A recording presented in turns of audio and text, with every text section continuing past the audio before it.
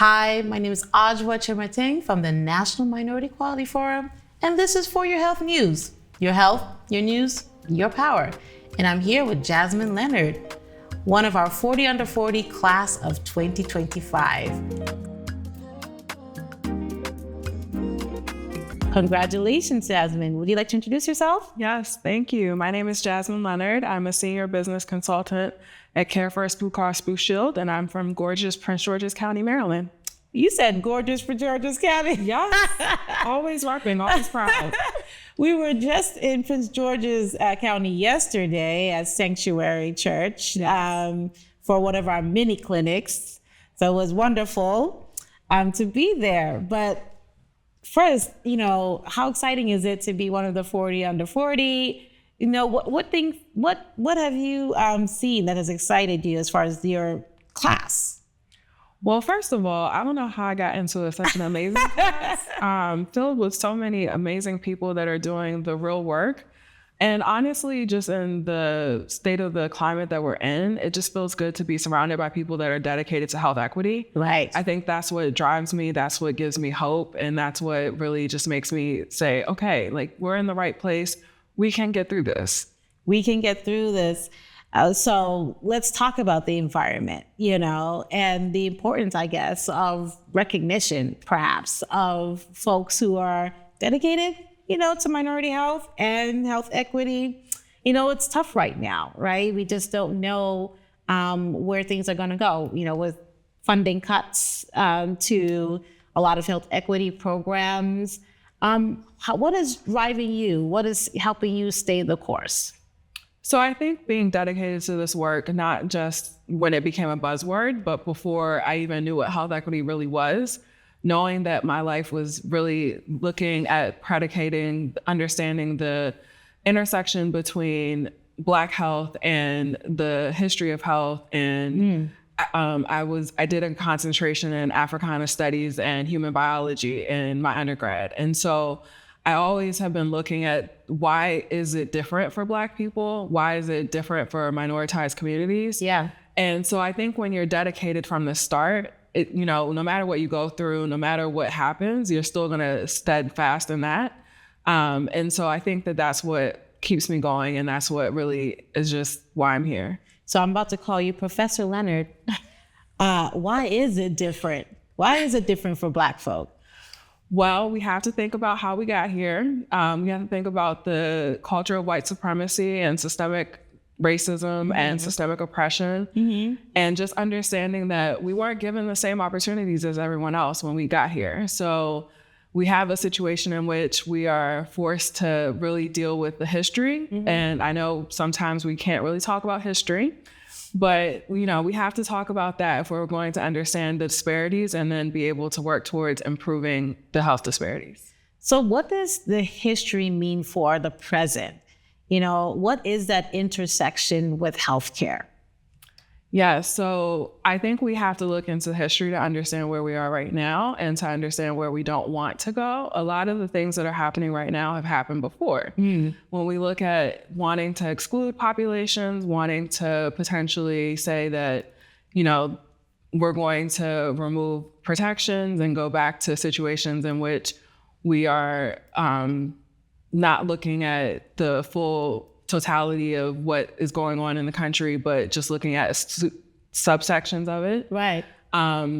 We have to really understand that everything that's happening now has happened before. And unfortunately, we are in a cycle. And until we really look at the system and look at the root causes of everything that's happening, we are essentially just going to continue in this cycle. Okay, so let's break this down. We talk about removing protections and excluding classes. What has that meant for, I guess, the outcomes that we see today, right? When we talk about why is it so different for Black folk? Particularly because I know you've also, studied biology, right? So what does the science say about our history? So we are living our history. It's in our genes, it's in our bodies, it's in how we internalize and how we essentially go about the day, we have heightened levels of cortisol because of stress. What? Yes. That is crazy. So cortisol should only be running through your body when you're in a fight or flight situation, right? Like it's supposed to be there to help you get through a situation of extreme dire circumstances. But because of racism and because of systemic oppression, our bodies are essentially excreting cortisol on a continuous basis because we think that we're in a situation of fight or flight. And so when cortisol is in your body for long periods of time, you have increased rates of diabetes, high blood pressure, high cholesterol, all the things that we see in the Black community as disparities. And so that is, you know, the biology behind everything, and it's in our genes, it's in our history. What is your take right now on sort of the anti-science attitude that is pervasive across American society, including in communities of color? Is that preventative in even understanding our issues today? Yes. So I used to be a medical assistant in a pediatric office. And so I had to talk a lot about vaccines and being able to understand why it's important to be vaccinated. And I think a lot of the issues that we're seeing now in terms of anti-science and anti-vaxxers and just being completely against everything is the fact that people are clenching on to buzzwords, clenching on to misinformation. And it makes it so easy because there's so much misinformation going out there. But if we're really going to address the community and help them understand, we have to be able to have real conversations and difficult conversations. And I think a lot of times science is, you know, it's in words and things that are just not approachable. And we have to be willing to be able to talk to people where they are and help them understand that not everything is a Tuskegee experiment. Not everything is Henrietta Lacks. Right. Like sometimes things are actually out there to help you. And there are researchers that look like us, that are in our communities, that are wanting to help us. And we just have to be willing to have those difficult conversations. I'm so glad you mentioned Tuskegee and Henrietta Lacks. What are the biggest misconceptions about those two cases, would you say? I don't know if we have misconceptions. Okay. I think that we have,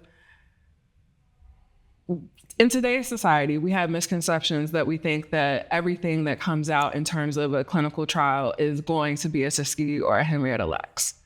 Those happen in very unique cases. At the time, they were more pervasive, but I think right now when we're looking at research and looking at who's directing a lot of the disparities research, it's people that look like us. That's true. And so I think that there's a level of wanting to understand that we don't have to be in these situations and just wanting to be able to touch the communities in ways that are enhancing the health and the well-being.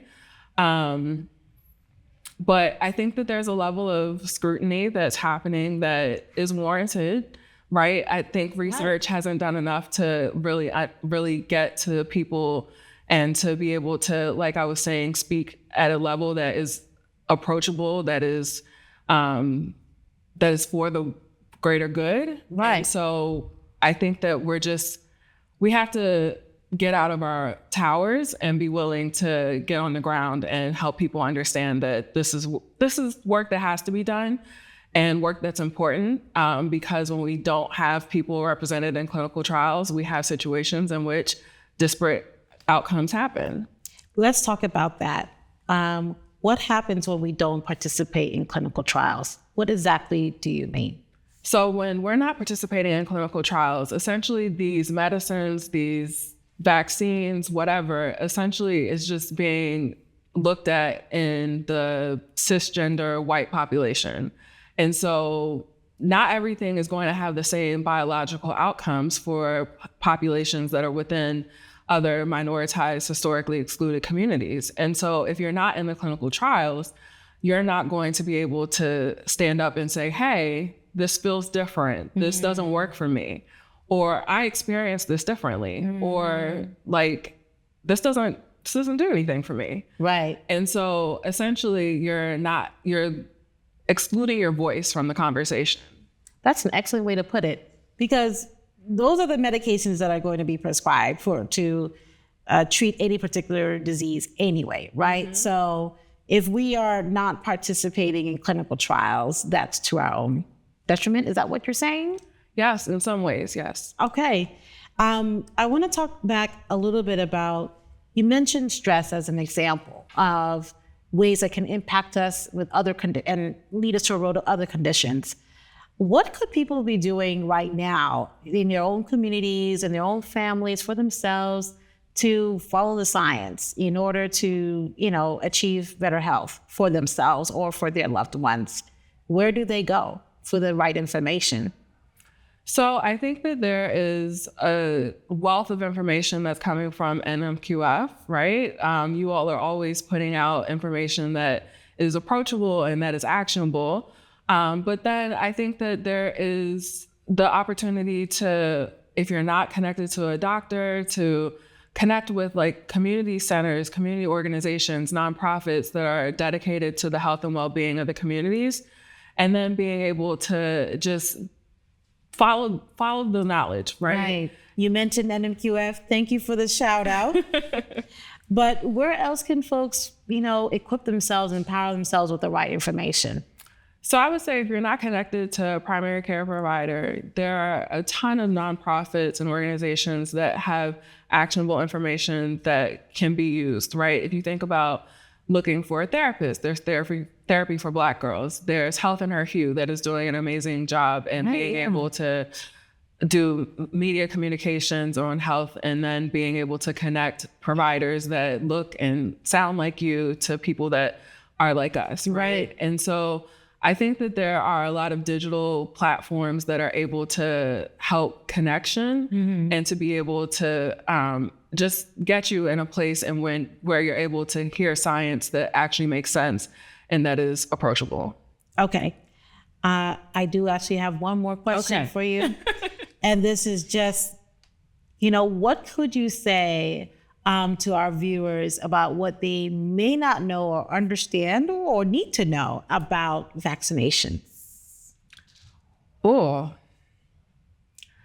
okay. So vaccines are needed. They are not as scary as people make them out to be.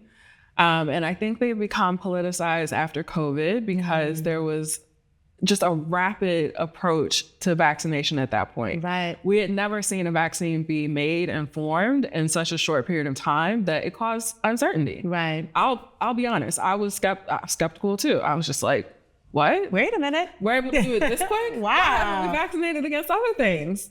Question.